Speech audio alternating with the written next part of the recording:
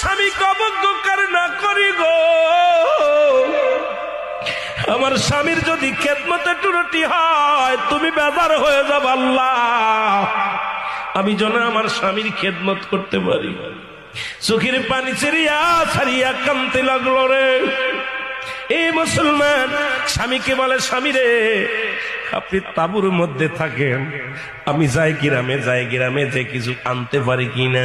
স্বামীকে ওই তাঁবুর মধ্যে রেখে কুড়ে ঘরের মধ্যে রেখে গ্রামে যায় কাজ করতে। সারাদিন ভরে বিবি রহিমা মানুষের বাড়ি থালা বাটি মাঝে, সারাদিন ভরে মানুষের বাড়ি পানি উঠায়, সারাদিন ভরে মানুষের বাড়ি কাজ করে, বিনিময় কিছু জব পায়। এই